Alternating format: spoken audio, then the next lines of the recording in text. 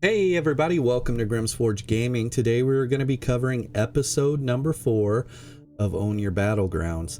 And if you've seen episode 1, 2, or 3, a little backstory about myself is outside of ESO, I am a coach, a consultant, and a trainer and a manager for athletes that compete in combat sports. And so a lot of the methodology or training or coaching tactics that we use in combat sports and teaching people how to compete actually translates over very well to training people in PvP and ESO. And so here we are with our progression versus time chart, and we'll use this for gym owners, managers, and trainers and athletes just so they can understand the road that they have ahead of them.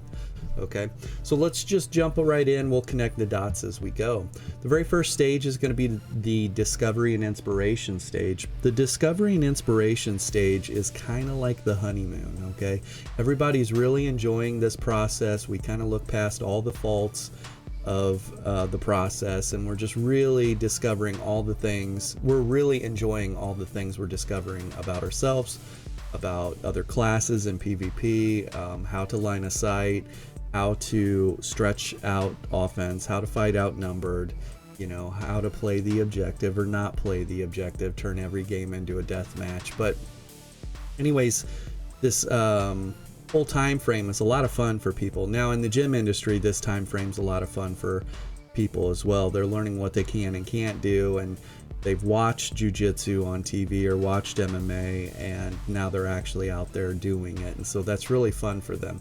And in PvP, maybe you've watched a 1vxer and now you're out there attempting it. So you're inspired to do this process and undertake it, and you enjoy the discovery. Now, inevitably what happens at some point, either expectations are going to get checked or an ego is going to get checked. Now in ESO for PvP, we most likely will see expectations get checked. And what that means is you had a certain expectation of what your outcome was going to be when you dueled someone, or you were going to fight outnumbered in a battleground. You thought battlegrounds were going to become easier, and it wasn't that way. You dueled your buddy Jeff, and Jeff smashes you, and your expectations get checked, and you're like, how can this be? Like, I'm learning all this new stuff, right? And in the gym, we see the egos get checked a lot. It's somebody that comes from they're a good athlete, or they've had a lot of fighting in their life, and they just think that they're going to produce, right? They're going to be better than they are. And there's a saying, we were talking about this on the podcast on Sunday that aired with Joby from Upper Echelon Mediocrity. And he's a jiu-jitsu practitioner, a blue belt in jiu-jitsu. But there's a saying, and the saying is the average male is 4,000% less effective in a combat scenario than they think they will be. The average male is 4,000%. And so there's the average male is a pretty big span as well. Like, there's a lot of those people that just kind of fall into that. And basically, if you've had no formal training whatsoever, you'll fall into that. And so anyways, it was really cool talking to him about that, because he was like, it's absolutely 100% true. Just in this journey to get to blue belt in jiu-jitsu, when he walked in the door day one, he thought he would, you know, produce at a certain level, and you find out that's not true. And as you go through the journey, then you get to that blue belt status, and you can look back and you actually will spot those people as they come in through the door, and you realize the journey that they have ahead of them. So in PvP, it's the same way. We'll get to a certain point while we're training in ESO, and those people can spot the ones that are still learning, right? And they got a long ways to go. And there's a big difference between being willing to fight and willing to duel and willing to jump into outnumbered situations and knowing how to. There's a big difference. Willing is not knowing how to. Okay, so what happens is the expectation check happens, or the ego check happens, and the gym owners will lose athletes or lose clients during that time frame because they just simply can't handle it, and they want to divert the fault from themselves, and they'll divert it to the coach or divert it to the facility and say that, that place is terrible, it sucks, I've been training here this long, however long it is, and I suck, or they're teaching me wrong, whatever it is. In ESO, your expectations get checked, and you're like, how did I learn this much and get to this point and not be able to win a duel or not be able to win an outnumbered fight? Here's the reality of it. The reality of it is while you're discovering all these different things about yourself and how to PvP in ESO and things like that, you are not adding those things to your offensive and defensive playbook yet, okay? And there's a big difference between acting and not having to think about it. If you're able to execute a transition or execute a submission and not even think about it, it is officially in your offensive and defensive playbook. The same for ESO. If you're able to maintain your buffs without even thinking about them and then rotate back into your offense or defense, okay, and then work in where and when to CC the target, it's officially in your playbook, right? This is part of you now. And a lot of these things that you're learning during this discovery and inspiration phase are not actually in your offensive and defensive playbook yet. And so this moment where the check happens, it makes that apparent, okay? So some people will fall off and they'll quit ESO or quit PvP. They'll say PvP's stupid and these people are unkillable and there's nothing we can do about it. And the reality of it is they're off. They're the ones that are lacking right now, okay? That's just the reality of it. Now, the next stage is analysis paralysis. This stage mostly consists of fundamentals, okay? Everything that we were learning through here was the basics, fundamentals, very important, but they weren't actually being added, okay? We're trying to actually add them to the offensive and defensive playbooks now and build on that, okay? From this transition or from this position, here are all your options. And the same thing applies in PvP and ESO. At this point in time, when you're being pressured by 3 people, you should be looking to line of sight or CC 1 or 2 of them. Get dot pressure on them if you can to maybe you could catch them sleeping and they don't keep their buffs up and don't keep their heals up, and then you can turn on them and turn the fight and win. And so for the people that get past the check and decide they're going to stick with it, it gets a little rougher. Okay, you are at your most vulnerable during this time frame in the gym as you're training, and in PvP and ESO you're at your most vulnerable because your offensive and defensive playbook is growing exponentially, and you're having to thumb through more pages to decide what you need to do and when, and that causes hesitation. And hesitation is what, as you're hesitating or as you're deciding what you should do and when, usually the people you're fighting against are already doing what they should be doing next, and that puts you behind in the game, okay? So a lot of people don't make it out of this stage, and this stage can stretch a really long time. As a matter of fact, the length of this stage is dictated by this person's willingness to find an effective coach or find an effective guide in this, okay? A coach or a trainer or somebody that can help them navigate this to become the best that they could possibly be, digest all of this new information that's coming into them, and then be able to use it, okay? And if they don't find that, or they spend their time not appropriately. And so one way that you could spend your time not appropriately in ESO is you only travel around in ball groups, or you only travel around in Zergs. You are PvPing, and maybe you're a heavy attack or light attack build that travels around a PvP, and you don't have a armor buff, you don't have major prophecy or major you don't have your weapon damage or spell damage buff on your bar, okay? And it's because you're getting that from an outside source because you always play with people. Now, normally what we see is PvEers will fall in that. I see this a lot with people that come to me for PvP training. They're running a lot of items that are, or abilities that are predominantly trials or PvE build, type stuff, and not necessarily PvP. And so they just don't know. So you have to expect that this time frame is going to be very rough, and for athletes in the gym it is very rough too. They're getting submitted, or they're having the hardest time they've ever had in striking or grappling, and it's just because of the hesitation through analysis paralysis. Okay, and so that's a very, very rough patch that could stretch a very, very long time. Okay, now inevitably what's going to happen in the gym industry with athletes that are pursuing their combat sports career, a life event will happen, and it could be for the better or worse. It could be they got married, they had kids, they bought a new house, they went from working at home to working at the office again, whatever the life event is. And it could be a string of life events as well. You know, they say bad news, it doesn't need to be tragic, but they do say that bad news comes in threes, and seems to be true from my experience. But a life event will happen, and the person will have to decide whether they want to continue to pursue. Okay, for some we might be approaching that 1 year mark, and maybe it's just 1 year in and they're looking back and they're saying, man, this journey was not what I thought it would be. Okay, I'm learning so much, and it's been so difficult, especially this stretch right here, and especially if this stretch stretched out even longer than it should. Okay, and so whatever that life event is that made them reflect on the journey.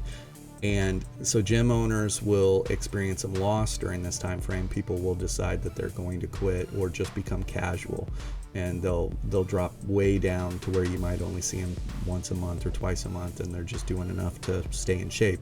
In PvP and ESO, this reflection moment, life event, has a chance to happen as well. I've been coaching PvPers for about 3 years roughly, and this correlation from this chart to PvP works out really well. But the life event, for better or worse, will happen in PvP, and then they come and decide whether they want to pursue. And it could also, the life event in ESO could be just from one patch to the next, and they're tired of just putting new builds together. They're tired of whatever class that they're running is getting nerfed, you know, and they've spent all this time and struggle through this period right here just to have the nerf hammer dropped on them, and they're just like, you know what, I don't want to do it anymore. Okay, so some life event will happen, and there's going to be a divide. Okay, and everyone that decides to move on past this point can only do so through sacrifice and commitment.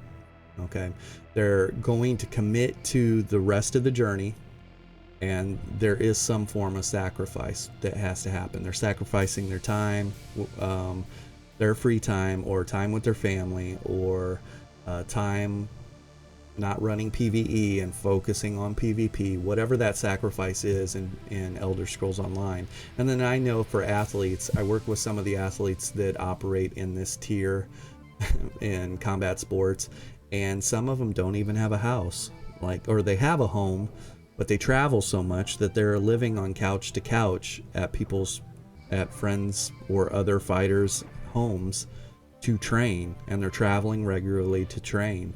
And some of them starve. They don't know how to budget their money, or nobody's ever worked with them to establish multiple revenue streams or residual income. And so that's why I have a job. I teach them the punching and the kicking side and the submitting side of it, but then we also teach them not only how to work in their business, but how to work on their business. And so anyways, in ESO, to progress from this point to this point, you have to commit and sacrifice. There is going to be sacrifice one way or another. When you come back after your life event, or you come from the analysis paralysis to adding to you're past that point, and you're still adding. You'll never stop adding fundamentals, right? But there's, after this point right here where you're committed to become the best, and you realize that it's not going to be as easy as you thought it would be, you're still going to have a little regression here. Okay, and this small regression is figuring out exactly the steps you need to do to get to here. You had to change your training regimen a little bit. Maybe you had to change who your coach was, or your manager, or your trainer, whatever it is in the gym industry. And in PvP, maybe you had to join a new guild or start playing with some elite level people or whatever. And there's a learning curve involved with that, meeting new people and learning how they do it or what their expectations are. Anyways, this is still figuring out the new process, okay? here's what happens. The skill gap, now this line, as far as the skill gap could go, could be a little bit farther up here, or it could be a little farther back here, okay? It just kind of depends where that's, it could be anywhere within this range. The skill gap is this. For everyone that spent their time properly learning the fundamentals, how to stretch out, how to fight outnumbered, how to rotate their buffs, how to rotate their debuffs, how to CC, how to bounce back in a fight, all these things, and learned all that, at some point armor and specifically proc sets become a thing, okay? And the meta starts becoming a dominant factor in progression from that point. It's just the way it works. Now, in the gym industry, the skill gap is athleticism meets fundamentals, and everyone is almost on the same level athletically. It's who has the best offensive and defensive playbook, and tied into who can execute for extended duration. So who has the best cardio, who trains the best, okay? Because you could be a great athlete and you could be a great physical specimen and have a gas tank, you know, just a huge gas tank, burst window and whatever, but if you didn't focus on the fundamentals, you'll struggle at the skill gap, okay?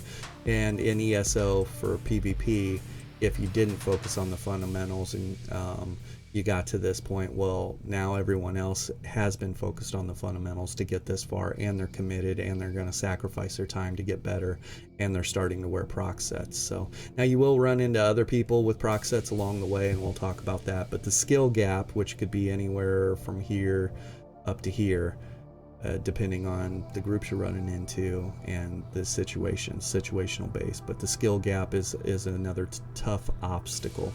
Okay, now moving past that in ESO, what you're going to run into is everyone is starting to be min-maxed.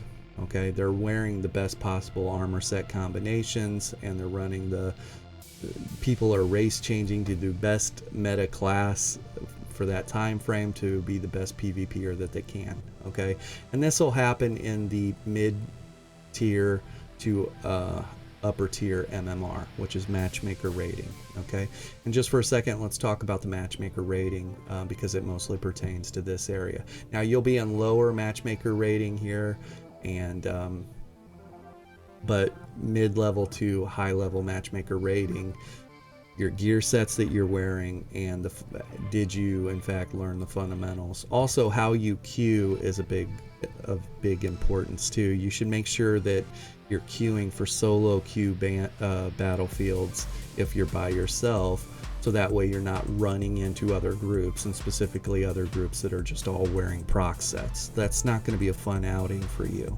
okay? And if you're still learning and wanting to get better at PvP, well, you shouldn't try and do that to yourself. So just make sure you're solo queuing for Battlegrounds, and even if it's a little bit longer wait, you know, you'll have a lot better experience for the most part, okay? I'm sure there's plenty of sky shards and lore books that you can travel around, and world bosses you can kill, and good ways to keep yourself busy. But from this spot on, everyone starts kind of gravitating towards the meta builds, and it just so happens that the high MMR almost exclusively is proc set driven, okay?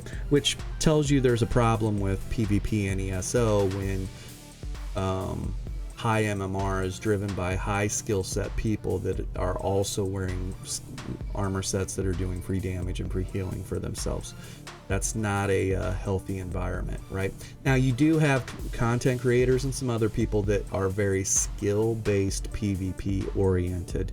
And skill-based PvP is they're going to wear armor sets that are heavy in the resources or heavy in the recoveries, but they're not running procs for the most part, or they're running one proc. And I'll quote Dots Gaming, because I really like this saying, but he's like, I don't mind running one proc, you know, Valken Scoria, one proc, whatever that other proc is. It's the cherry on top of the sundae. But when you're wearing all procs, it's the entire sundae, and that's just not fun PvP. And so, and even Dots, Dan from Unified Gaming, Deltia, all your major content creators will tell you that PvP a lot. They'll tell you that everyone at the upper tier MMR is running around with nuclear capabilities. Everyone's nuclear because they're loaded up with proc sets. That's a problem. Okay. And I'm just speaking from it's a problem for the long-term health of PvP and ESO. So they really need to tame the proc sets and make it to where you can choose to run proc sets, and if you choose not to, you will be just as effective as not. Okay. Anyways, that's a correlation between this chart that's used for MMA, combat sports, and things like that, and the correlation between PvP and ESO. Now let's talk about how this is not even relevant and how it is screwed up, like the whole thing doesn't even work. Okay. And first we'll talk about the gym industry. In the gym industry, if you have an elite level athlete, somebody that really prides themselves on their athleticism, and think of that stereotypical person that avoids doing their homework through grade school, through high school, through college, whatever, and they just ride on their athleticism. Okay. In the gym industry, we'll get a lot of elite level athletes, but they don't want to focus on the fundamentals. And so instead of having this dip in their career where it's a very rough patch because they're learning all this stuff and they suffer from analysis paralysis, they'll end up just kind of projecting upwards still. Okay, their elite level athleticism is helping them dominate the people that are hesitating or going through this stage of trying to figure out all the fundamentals. Okay, and they'll just have a great time right through here. Okay, now what happens is this starts to kind of level out a little bit and then starts to regress right to the point where skill gap meets, and like we said, it could be up here or back here, but the skill gap comes into play. Okay, that trajectory, because they're an elite level athlete, and then it starts tapering off. The reason it starts tapering off is because everybody is learning the fundamentals, and while this person is extremely capable of fighting and extremely willing to fight, once we get to here, they don't know how to fight. They don't know how to defend an armbar. They don't know how to escape an armbar. They don't know how to box properly. They don't know how to kickbox. They don't know how to escape a tie clinch. They don't know how to defend a single leg. Their athleticism is failing them. Okay, they are super athletic. And so matchmakers will recognize those athletes as they're matchmaking for events. They'll be like, this kid's a physical specimen, real good smile, interviews very well, puts up a great fight because he's an athlete, willing to fight, doesn't know how to fight, and so they'll continue to have these type of kids on their card because they'll sell tickets and they're a draw. But ultimately their life expectancy in the sport is limited. Okay, because when we get to the skill gap, everyone else in the sport will be very similar in athleticism, but because they spent this time properly learning the fundamentals, they'll be much, much, much more dangerous. Okay, and so that raw athleticism will stop paying dividends. All right, now for the elite level athlete, what happens is this happens, ego check, way back here after they've already lost 5 years or 10 years. It could be something, a long amount of time has passed and they've lost that amount of time just riding on athleticism and avoiding learning the fundamentals. And then everyone else that put themselves through the ringer and embrace the suck. If you're gonna quote David Goggins, they embrace the suck. These people will end up pursuing through sacrifice and commitment, moving onward and upward. Now the elite level athlete, the specimen, once the ego check happens, same thing, they either quit or they just relegate themselves to being a weekend warrior. Okay, now that correlation, I spent all that time explaining that, is identical to ESO PvP if you start wearing proc sets early in your PvP career. If you throw proc sets onto your build and you want to avoid the fundamentals of how to fight outnumbered and how to rotate your buffs and how to CC and how to debuff and all these different things, how to stretch out, where to be and where not to be. If you avoid the fundamentals of PvP and this time frame right here of analysis paralysis, and you have proc sets on that are just doing free damage and free healing, you'll have a great time. Now you'll run into other proc set users during that time frame on BGs, and you'll get killed by them because you don't know how to answer it, right? And it will only justify to you why you're wearing that proc sets. All right, you're like, man, that's really strong. That's why I'm wearing those proc sets. And you probably don't have a coach. You probably don't have someone helping you with PvP. You're watching YouTubers or whatever. And so you're coasting through and avoiding the analysis paralysis, just wearing procs, free damage, free healing. Now what happens is you start to regress a little bit here towards the end, and as you're regressing, the reason you're regressing is because all the people that focused on learning the fundamentals, okay, and they went through that analysis paralysis stage and they're getting better at PvP, are now starting to gravitate into meta builds. They're now starting to put proc sets on and experiment with new damage sets and things like that. They have the skill set to kill people without them, and now they're using them, and it makes them more dangerous. And so the pure proc set user that avoids the fundamentals and just rides on that, and they don't take the time to learn how to actually PvP effectively or properly, will struggle right through here, and then they'll hit this skill gap wall, which, like we said, could be anywhere from here to here. Okay, and the skill gap wall in ESO PvP is going to be when the fundamentals are now part of their offensive and defensive playbook, and they're also wearing the meta build. Okay, and they just know how to PvP, and they're very dangerous with the meta build. And then to progress from there, you know, they just become better and better with using those meta sets until hopefully they hit here. Now they can plateau at any point, and that's based on the individual's ceiling, right? Every person has a ceiling, and it's not that they can't ever progress past the ceiling. This works in the gym and it works in PvP and ESO. Everyone has a ceiling. We don't know where it's at. You can break through that ceiling, but you have to change the way you train, the way you look at PvP, things like that. We're getting really into the methodology of coaching here, but anyways, the person that wears proc sets too early avoids the fundamentals of PvP and how to do all that stuff, and they're just hitting one button and trying to kill people. They'll be successful, then they'll be less successful, and they'll come to here, okay, and the skill gap hits. And what'll happen, same way as in the gym industry, their ego gets checked, or their expectations get checked, or they think the build sucks, or some people say they suck, and they'll just kind of be that proc set user, whatever's meta, and they will never learn the fundamentals of PvP. Or like we had said, the analysis paralysis stage can get stretched out a really long time without the proper guidance.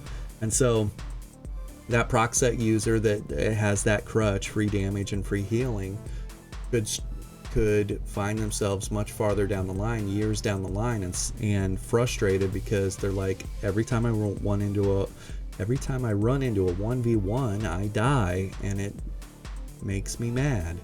You know, I want to get better. They will have lost all that time. They can get all that time back by finding the proper coach and kind of rewinding and reprogramming.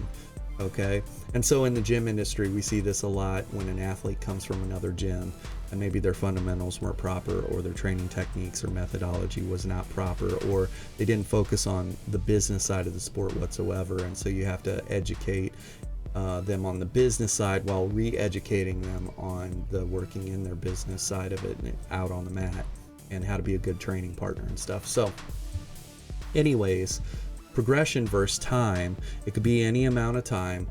The discovery and inspiration phase is fun. It's the honeymoon on both PvP and ESO, and then an expectation or ego check will happen, and then there's learning the fundamentals and actually adding them to your book, and suffering analysis paralysis, and then life event, and then deciding that you're going to go on and you want to try and become something. So that's everything. The correlation between being a proc set user and being extremely athletic. I thought that was a very interesting correlation and how both of those work out. Now, just as a side note, I think if you wanted to increase, I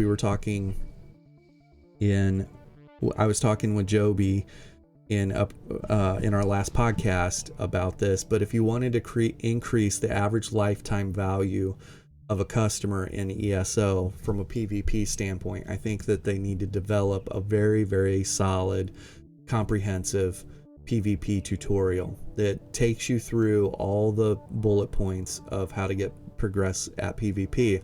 And I'm not sure that they have the skill set to do that, right? I don't think that anyone on the ZOS's board or devs is this PvP or coaching guru. I don't know, but I'm just guessing, right? And so what I would like to see is for them to reach out to, is there no one else, or Dan from Unified Gaming, or Deltia, or Christopher ESO. There's tons of PvPers that are very well spoken, and they have already developed kind of a training regimen or a process, or they have all this level of understanding. But I'd like to see something implemented into the game. If somebody was sitting back and they said, man, I want to be good at PvP, I want a 1vx, or I want to do that, they could actually go to the Fighters Guild. That's IC's recommendation, because they have people training at the Fighter Guild, but they go to the Fighter Guild and they start a very long, comprehensive training program at the Fighter Guild covering every aspect of PvP. And you literally go to a scenario based, or you go through a training program that, like, there's 5 people, NPCs on the battlefield, and they're coming at you, and your job is to spot the healer, and the importance of spotting the healer and then isolating or eliminating the healer, how to change your primary target because this was a healer but this guy's off healing, and how to line of sight, how to stretch them out. And stretching them out is, if you were fighting 4 people, not every one of those 4 usually are going to have the same level of mobility. Okay, 2 of them are going to be a little bit tankier, and 2 of them might be running the Ring of Wild Hunt and have access to Major Expedition. And so if you could advance in the opposite direction away from them and stretch them out, the 2 slower ones fall back and the 2 fast ones keep up with you. You've now created a window of opportunity for you to succeed. Now it's a 1v2. We like those odds a little better. We need to kill those 2 before the other 2 come rolling up. Just so happens the other 2 are the more tanky 2, so we might have to chew on them a little bit longer. But so stretching out, learning those processes and implementing something into the game would go so far to keeping your PvP player base informed. Their discovery and inspiration stage would carry out so much longer if it's done in a controlled environment in the gym, like in their gym, you know. And their analysis paralysis stage would be an easier process because they've actually had someone training them. Even though they're NPCs, they went through, you know, the school, they went through the college that trained them everything they need to know, and make it repeatable. If they want to go back through and repeat the quest, they can, or repeat the quest line, they can. But that would be my recommendation, is to add a legitimate, comprehensive PvP tutorial to the game, of aspects of the game, and not just leave it to when you start the game right now, you know, break free, hit them with a heavy attack, you know, that little starting thing when you're doing the starting quest area. It doesn't actually draw attention to how important those abilities are. It's just telling you, hey, these are some things you could do, but you need to have the dots connected between that and actual PvP and how it functions in a PvP environment. Okay, and you could even add a quest, like, so I was a beta tester for Final Fantasy 11, and to graduate this certain skill, this was quite a long time ago, you actually had to fight 1v1, and it wasn't another player, but it was a random class, or your specific class. You had to fight another NPC of your specific class, and they were really tough to kill. It was a very knockdown, drag out fight. And so when people said, hey, I beat level 70, whatever, you know, it was like, yeah, well, I've tried it 6 times and I still haven't done it. And so they need to show them what is possible, you know, and put them in a situation against an NPC and not another player character, to where they can practice trying to beat this person in a duel. And so those are just my food for thought. Anyways, progression versus time. And thanks for listening to my ramblings. Bye.